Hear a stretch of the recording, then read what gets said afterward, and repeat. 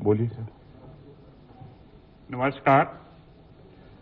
मैं आज की मीडिया ब्रीफिंग में स्वागत करता हूं रक्षा मंत्री श्री राजनाथ सिंह जी का, और इनके साथ मंत्री हैं श्री थावरचंद गहलोत जी, प्रकाश जावड़ेकर जी, पीयूष गोयल जी, मुख्तार अब्बास नकवी जी, प्रहलाद जोशी जी। सर, मैं रिक्वेस्ट करता हूं कि आप मीडिया का ब्रीफिंग शुरू करें। सर,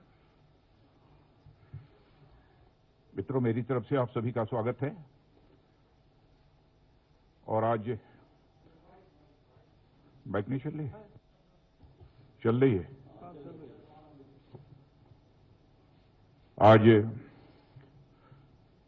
राज्यसभा में जब कृषि से संबंधित 2 विधेयकों पर चर्चा चल रही थी, उस समय राज्यसभा के अंदर जो कुछ भी हुआ वह जहां दुखद था वही दुर्भाग्यपूर्ण था, और इससे भी आगे जाकर मैं कहना चाहूंगा कि वह अत्यधिक शर्मनाक था। मैं जानता हूं कि संसद की कार्रवाई सुचारू रूप से चलाने के लिए जहां पर सत्ता पक्ष की जिम्मेदारी बनती है, वहीं पर विपक्ष का भी सहयोग अपेक्षित है। विपक्ष की भी संसदीय मर्यादाओं का पालन करते हुए अपनी भूमिका का निर्वाह करना यह अपेक्षित होता है, एक्सपेक्टेड होता है विपक्ष के द्वारा भी। लेकिन आम जनता के अंदर, आम किसानों के अंदर एक गलतफहमी पैदा करके केवल निहित राजनीतिक स्वार्थ को साधने की जो कोशिश की जा रही है, मैं समझता हूं कि स्वस्थ लोकतांत्रिक परंपराओं के यह अनुकूल नहीं है। और यह दोनों विधेयक, मैं कह सकता हूं, किसान और कृषि जगत दोनों के लिए यह ऐतिहासिक हैं। इसे लागू करने से स्वाभाविक रूप से किसानों की आमदनी बढ़ेगी, लेकिन किसानों के बीच गलतफहमी पैदा की जा रही है। एमएसपी समाप्त कर दी जाएगी, एपीएमसी समाप्त कर दी जाएगी। हकीकत यह है कि यह दोनों बिल प्रभावी होने के बाद हमारा किसान अपना माल भारत में जहां भी बेचना चाहता है पूरी आजादी के साथ बेच सकता है, जहां पर भी उसको अच्छी कीमत मिले। न तो एपीएमसी समाप्त हो रही है और न तो एमएसपी समाप्त हो रही है। इसके पहले भी हमारी सरकार ने बराबर एमएसपी बढ़ाया है, और जो यह वादा किया था कि हम किसानों की आमदनी को जस्ट डबल करेंगे, तो उस लक्ष्य को काफी हद तक हमने हासिल करने में भी कामयाबी हासिल की है। लेकिन हम इसे और आगे ले जाना चाहते हैं। लेकिन जैसा मैंने कहा कि डिप्टी चेयरमैन राज्यसभा के, उनके साथ जो दुर्व्यवहार हुआ है, प्रत्यक्ष सारे देश ने अपनी आंखों से उसे देखा है। हरवंश जी पत्रकारिता क्षेत्र में लंबे समय तक उन्होंने काम किया है और लोग अच्छी तरह परिचित हैं। मूल्यों में विश्वास रखने वाले, वैल्यूज के प्रति कमिटमेंट, एक ऐसे व्यक्तित्व के रूप में उनकी छवि रही है।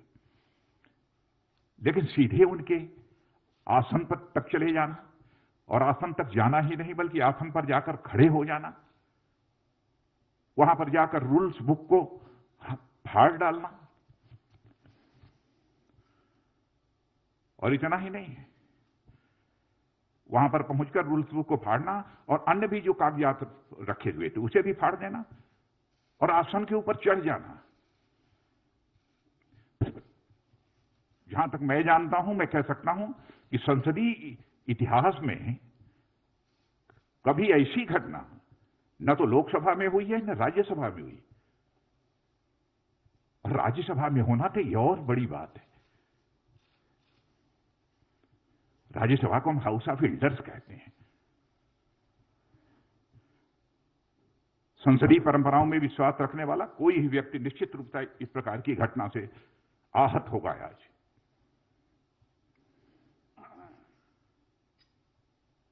केवल भ्रामक तथ्यों के आधार पर हमारे देश के किसानों को गुमराह करने की कोशिश की जा रही है। मित्रों, मैं भी किसान हूं मैं भी कृषि मंत्री हूं। मैं तो अपने जीवन में, राजनीतिक जीवन में कभी यह सोच नहीं सकता कि हम जिस सरकार में हुआ, सरकार कुछ ऐसा कदम उठाएगी जो किसानों के हितों पर चोट पहुंचाने वाला होगा।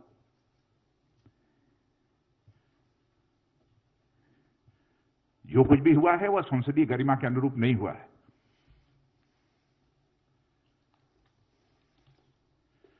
और संसदीय लोकतंत्र में मर्यादाओं का बहुत बड़ा स्थान होता है। जब संसदीय मर्यादाएं टूटती हैं तो लोकतंत्र की परंपराएं भी शर्मसार होती हैं और तार-तार होती हैं।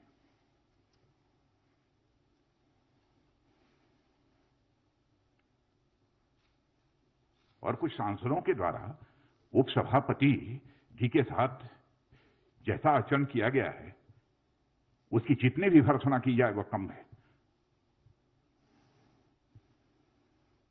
और इस प्रकार की जो भी कार्रवाई की गई है उसको मैं कंडेम करता हूं। और मैं यह स्पष्ट करना चाहता हूं, इस प्रकार की कार्रवाई से उनके छवि पर तो आंच आई ही है, संसदीय गरिमा को भी गहरी चोट पहुंची है।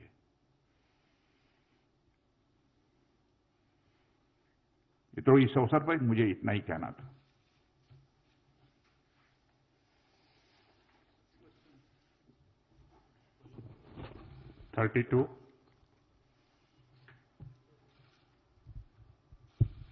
सर, मैं प्रशांत हूँ एबीपी न्यूज से। विपक्षी पार्टियों ने उपसभापति के खिलाफ एक नो कॉन्फिडेंस का नोटिस दिया है सर, उस पर क्या कहेंगे आप? और उसका प्रोसीजर क्या है सर? प्रहलाद जोशी सर हैं यहाँ पर, उसका प्रोसीजर क्या होगा सर? नोटिस दिया है, उसके बाद कैसे टेकअप होगा ये? अब ये सब अब चेयरमैन देखेंगे। नोटिस गई है, चेयरमैन को जो इस संबंध में फैसला करना होगा करेंगे। हम राजनीतिक स्तर पर उस संबंध में कुछ नहीं कहना चाहेंगे। यह प्रेरोगेटिव पूरी तरह से चेयरमैन का है। 50। सर, आनंद हूं इंडिया टीवी से। विपक्ष बार बार ये कह रहा है कि वो उनकी आवाज को राज्यसभा में दबाया गया है। बार बार वो मत विभाजन मांग रहे थे, लेकिन जो चेयर पे बैठे थे उपसभापति, उन्होंने मत विभाजन नहीं किया। और साथ ही साथ विपक्ष बार बार एक तर्क ये दे रहा है कि जो सरकार अपनी कैबिनेट मंत्री हरसिमरत कौर को नहीं समझा पाई इस बिल के फायदे को, वो किसानों को और बाकी देश को क्या समझाएगी? समझाने का जहां तक सवाल है, समझाने की कोशिश तो सबको हो रही है। और ऐसे लोग जिनके हर व्यक्ति के फैसले लेने के पीछे कुछ राजनीतिक कारण होते हैं। कैसे उन्होंने यह फैसला किया उस संबंध में मैं कोई टिप्पणी नहीं करना चाहता हूं।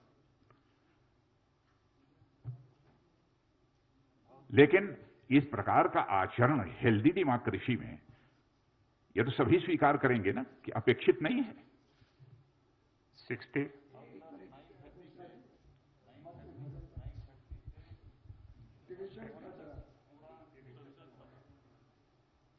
अब ये संसदीय कार्य मंत्री बतला रहे हैं कि 9:30 बजे से 1:30 बजे तक पूरा डिस्कशन चला है। अच्छा, दूसरी चीज, मान लिया उन्हें महसूस हुआ कि उनको इग्नोर किया गया, उनकी बात नहीं सुनी किसी, मान लिया। लेकिन मैं ऐसा मानता नहीं, लेकिन उनके हिसाब से भी हम माने। तो क्या इस हेल्दी पार्लियामेंट्री डेमोक्रेसी में उस व्यक्ति को वायलेंट होना चाहिए, चेयर पर अटैक करना चाहिए, डिप्टी चेयरमैन के आसन पर चढ़ जाना चाहिए? क्या औचित्य है इसका? माइक तोड़ देना चाहिए? मित्रों, सचमुच मैं इससे आहत हुआ हूं। नेक्स्ट क्वेश्चन है सर, जो आपने प्रश्न किया डिवीजन का, जिस समय वाइस चेयरमैन साहब जो उनकी अलग अलग अमेंडमेंट्स थे उस पर वो डिवीजन के लिए उन्होंने कहा, उस समय वो सारे लोग जो है वो बेल में थे और वहां हंगामा ही नहीं कर रहे थे, सारे माइक्स तोड़ डाले थे और माइक्स तोड़ करके हाथ में लेकर के, और एक तरह से वायलेंट अप्रोच था उनका। उस समय अगर वो वायलेंट थे तो उसमें अगर वो किसी भी तरह के पार्लियामेंट्री डेकोरम की बात कर रहे हैं तो निश्चित तौर से बिल्कुल गलत है। और बार बार जो है वो वाइस चेयरमैन साहब ने कहा कि आप अगर डिवीजन चाहते हैं तो आपको अपनी सीट पर जाना ही चाहिए। लेकिन कोई नहीं गया, बल्कि जैसा कि आदरणीय राजनाथ जी ने कहा कि वो तो हमारे जो राज्यसभा के स्टाफ के लोग थे उनकी मेज पर थे, एक दूसरे की कंधों पर जो है वो नारेबाजी कर रहे थे। Second last question, 60. Rajnath ji, मेरा सवाल, मैं मनीष कुमार हूँ, न्यूज़ 24 न्यूज़ चैनल से। एमएसपी को लेकर जो लगातार एक बात कही जा रही है कि एमएसपी खत्म हो जाएगा, इस पे आप क्या स्पष्टीकरण देंगे? क्योंकि आज पंजाब से लेकर हरियाणा में कई जगह ट्रैक्टर जलाई गई, किसान जो है वो सड़कों पे उतरे हुए थे। उस दौरान ही ये बिल भी पास हो गया संसद से। मित्रों, मैं दो टूक शब्दों में तहे दिल मैं देश के किसान भाइयों को संदेश देना चाहता हूं, किसी भी सूरत में एमएसपी खत्म नहीं होगी। इतना ही नहीं, एपीएमसी जो है उसकी व्यवस्था भी किसी भी सूरत में खत्म नहीं होगी। यह मैं पूरी तरह से देश के किसानों को आश्वस्त करना चाहता हूं, अपने किसान भाइयों को। मैं भी किसान हूं। Last question, 13. So, Polemy from India Today. My question is about MSP itself. Swadeshi Jagran Manch as well, for instance, has said that why can't you write it into the act itself, guarantee MSP and guarantee that if anyone tries to buy produce at a price lesser than MSP, then it will be deemed illegal.